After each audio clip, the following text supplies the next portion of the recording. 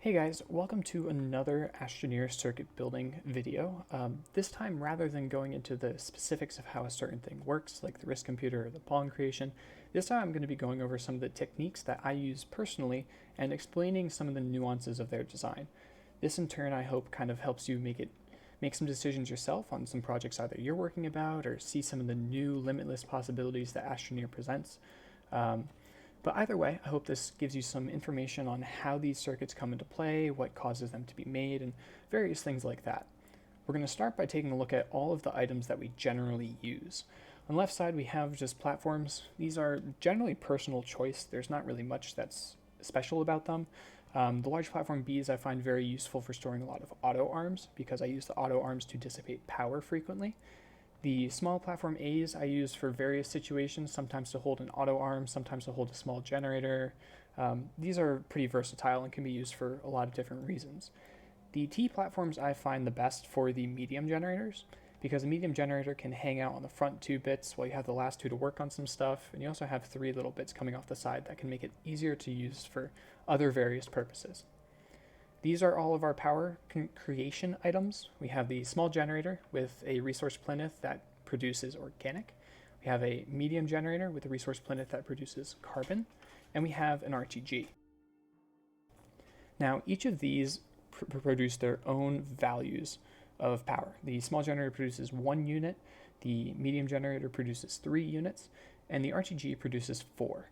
Now the RTG I don't really use too much in various like power dissipation methods because I primarily use them to just power some things that need power to operate but don't need to be on at all times, like the work light. We'll get to that in a little moment though. The floodlights and work lights I use mostly as indicators. Whenever I have a board of some kind, I generally use the floodlight as the item to create a display of some kind. Because it's square, you can set up a lot of them, and they only need to be powered by an RTG, but they don't actually consume any power. The same is said for the work lights. They don't consume any power, but you can toggle them on or off, basically whenever you want to. The splitter has 2 functions. It can either split power into 2 directions, or it can combine power from 2 directions into 1. We use both a little bit later on in an example, so hopefully you'll be able to see their operation a little bit later. And then the extenders, basically, they serve 2 functions as well. They obviously allow you to extend the cables a little bit further, because that's the limit of that one. With an extender, we can pass it a little bit further. But they also draw power in a certain peculiar way, which I'll be able to depict a little bit later when we get over here. The auto arms, as I've mentioned, they all use 1 unit of power. So when you have power flowing through a platform with an auto arm on it, if the auto arm is on, it will use up 1 unit of that power, and then the rest of the power will be available for your use however you wish.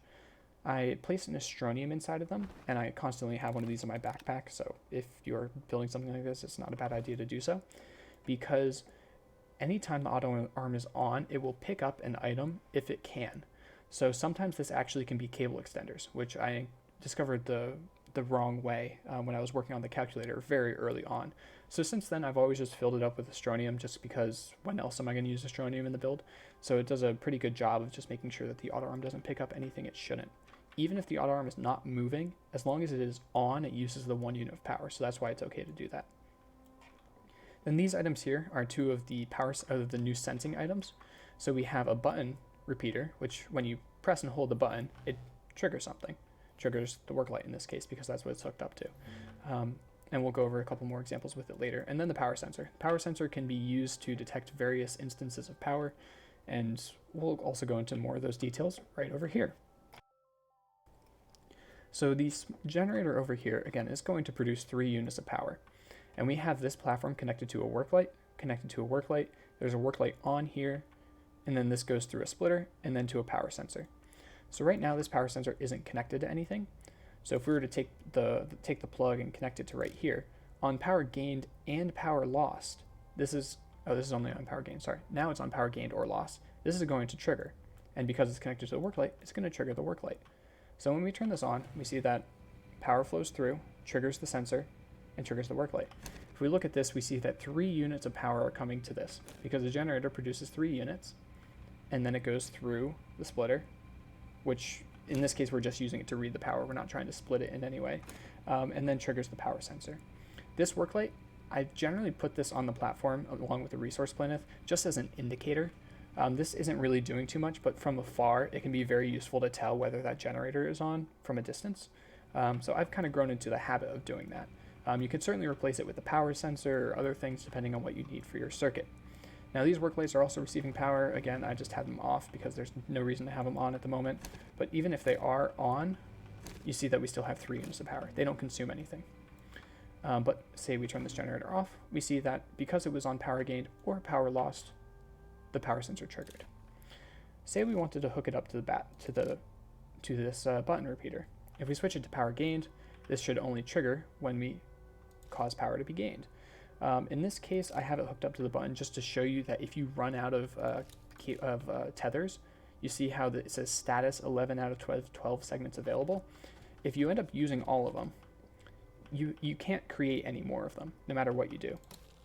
So you can effectively get extra segments by connecting it to the button repeater, and then this can extend it or do other things with it, or whatnot. But we see that we have gained power, and then when we turn this off, this doesn't trigger at all because it's only on power gained. If we were to go to power lost, turning on power does nothing, turning off power causes it all to trigger. So that's kind of just like a quick demonstration of how you can handle the different effects with the power sensor and do things with the button. But what's more important is that these two setups are distinctly different. So in both cases, we have a medium generator sitting on a T platform with the light and the carbon. In this case, we have a connector going to the splitter, and in this case, we have it connected just to the work lights. Now you'll notice that there are no arrows on these connectors. Now the reason is because all the power on the non-arrows is shared. So if we had 5 platforms connected, all the power would be shared between them for the medium generator. Because all of these have the arrows coming off of them, and this is what the cable extender does, if you have a cable extender, it draws power with the arrows. It splits everything. So rather than having 3 units coming through the splitter like we do here, because all this power is shared evenly, in this case we have 1 unit of power going out in each direction. So because we have 3 channels of power, we generate 3 units of power. 3 divided by 3 produces 1 unit of power in each direction. This is very useful for trying to get a certain value of power. So there have been many times in some of my designs where I've needed 1 unit of power in multiple directions from a medium generator. So in order to do that, I would use cable plugs to divert the power and cause it to be split like so. That's a very useful technique that you can certainly use for a large variety of reasons. The other thing to mention is that these cable extenders also help you overcome a threshold. So we can take a look at these setups here, and these might seem a little bit complicated, but if we walk through it, they're not going to be too difficult. We have a small generator here, which is going to produce 1 unit of power. Medium generators each produce 3. So if we turn all these on, we see that all of these lights turn on, which is good. It's exactly what we want. We see that we have 1 unit, we see that we have 3 units, and we see that we have 3 units. At the end, we see that we have 1 unit, we see that we have 3, we see that we have 3. Doesn't matter that they're on opposite sides, I just added that in as an afterthought. But what these auto arms do is these determine the dissipation of power. So if I flip this up, you see how this is still powered, but we no longer have any power coming through. That is because we have 1 unit coming in, the auto arm uses 1 unit of power, and we have 0 remaining. That is because of what the arrow does. Because this is shared directly between the platform, this work light is enabled. This work light is totally fine. It is connected to the power. It can share between the 2 platforms. But then afterwards, there is no excess. So the cable plug does not allow more power to come through. In this case, because we have 3 units coming through, if we dissipate 1, we can now take a look and we see that we have 2. So this is exactly like we'd expect. Because we see the arrows, we see that power is not shared between anything. So we lose 1 unit of power. 3 minus 1 is 2. And then we can power our work light. In this case, we have 3 arms. If we put 2 of them on, we see that we dissipate 2 units of power. We have 1 remaining. If we were to flip this last auto arm on, we see that power has disappeared. So the difference between this first case and this third case is that this connector, as I've said many times, is shared. Because this is not shared, there is no excess power between these 3 units. We produce 3, we dissipate 3, there is none left over. So because of that, we read 0. And this is very useful in determining what generators are on or what situation is occurring, various things like that.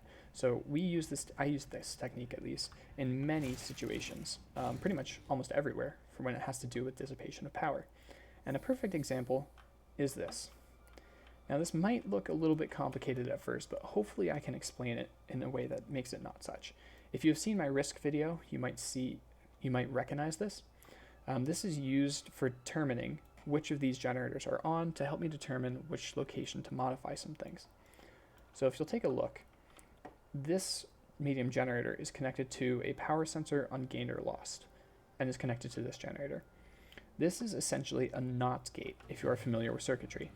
Say this one is on, no matter what this one does, it flips the other one. So even though I have 4 generators here, I'm generally representing 2 binary numbers, one here and one here.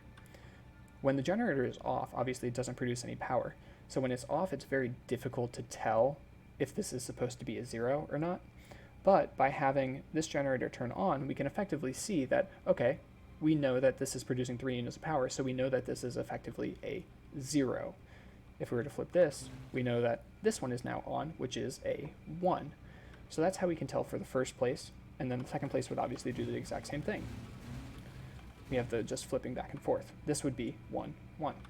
And this is all binary. If you're interested in binary, you can certainly look up more about this. But for our general purpose, we're just primarily focused on the fact that we have the 2 generators that are direct opposites of one another.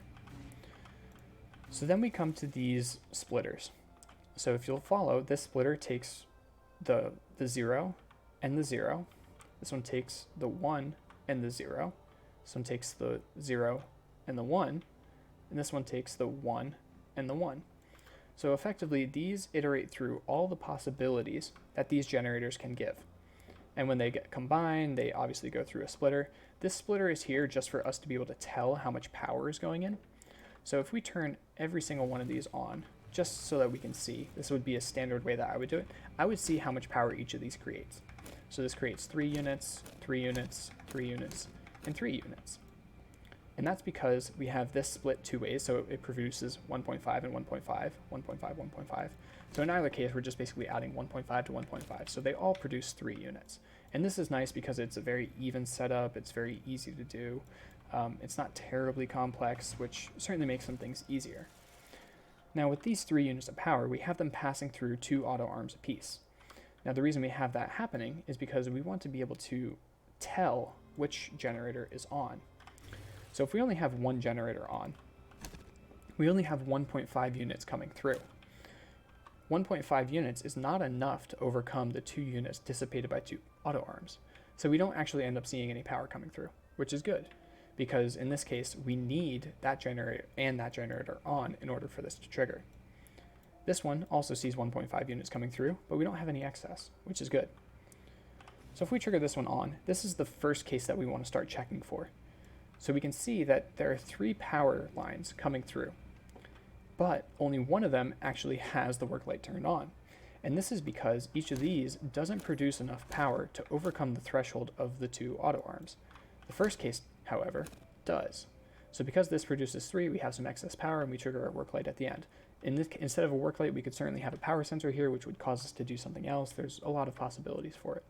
But the primary thing is that only a certain combination can trigger each and every one of these. So if we were to say flip this now, this one no longer has enough power because this time we're checking a different condition. This one only has 1.5 units coming through.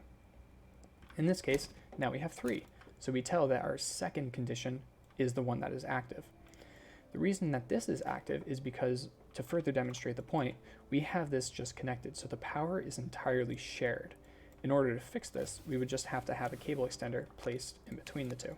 And we see that there is no excess power because we have 1.5 coming through, dissipated, so we don't have enough, so this is not on. That's just the quick fix for that. Now, the next case would be if this is a 0 and if this is a 1. And once again, we see that we have 1.5 coming through here, 1.5 coming through here, but we have 3 units, which is enough to overcome these 2 auto arms. And then, of course, we have our final one, which is our both being a 1 and stuff like that. So these strategies can all be used in a multitude of different ways of determining where power is coming from, what should be triggered, how many arms we need. And all this is done by basically just using these items and figuring out how to tell where power is coming from. So the big gist of this is that as long as you have a generator that can represent a state of some kind, you can use it in some way to communicate something that you want to do. In this case, if both 1 and 1 are on, we can trigger a power sensor to cause us to iterate something of the fourth nature. If we had both of these being zeros, we would iterate something of the 0th nature or something like that. This is all entirely up to you, but this is just a quick overview of some techniques that you can use to determine where power is coming from with auto arms and splitters and whatnot, as well as figure out what you want to do with it. So I hope this has been helpful. Again, you can certainly reach out to me both on Twitch, Twitter, or YouTube. I do try to pay attention as best as I can to either comments or any direct messages, or even if you pop into my channel, I'm more than happy to answer anything if you're in the chat sometime. But again, if you have any questions, feel free to reach out. Thank you for watching. Feel free to subscribe. I do primarily, excuse me, I do primarily stream on Twitch. I do not put up a lot of videos on YouTube. So if you're certainly welcome to subscribe, but the best way to get my attention would be to hang out on Twitch sometime and just get my questions there. But until then, hope you enjoyed the video. Have a good rest of your day, guys.